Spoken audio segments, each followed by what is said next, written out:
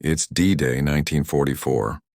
Allied forces stormed the beaches of Normandy, a monumental undertaking that everyone thought was the hardest part. They were wrong. What awaited them was far worse: the hedgerows.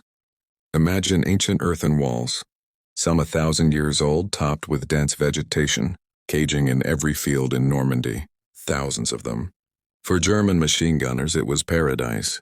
For American tankers, it was a death sentence. Every time a Sherman tank tried to climb over a hedgerow, its thin belly armor was exposed, pointing skyward, a perfect target for hidden German anti-tank guns. Boom. Dead crew. Burned tank. Progress was measured in bodies. One hedgerow, dozens of casualties. Another hedgerow, more dead. The Allies were trapped in a meat grinder nobody saw coming. And German commanders knew it. They just had to wait. So how did America break this brutal stalemate? Not with brilliant generals, not with engineers flown in from Washington, but with one sergeant and a pile of scrap metal. Sergeant Curtis G. Culin looked at the problem.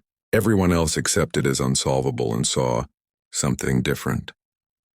He grabbed steel from German beach obstacles, the same obstacles Hitler ordered built to stop the D-Day landings, and welded them into tusks on the front of a Sherman tank.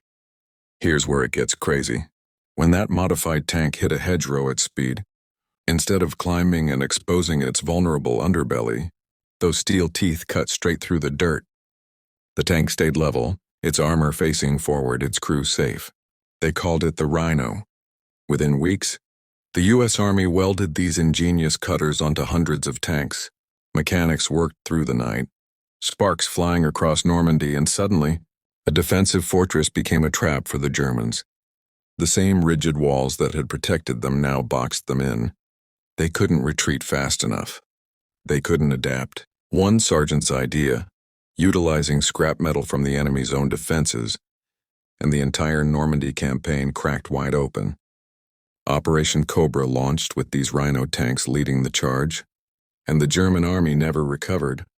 It makes you wonder, what other ingenious solutions were born from the grit and resourcefulness of ordinary soldiers during WWII?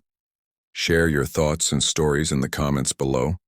And don't forget to watch the full video to see these incredible Rhino tanks in action.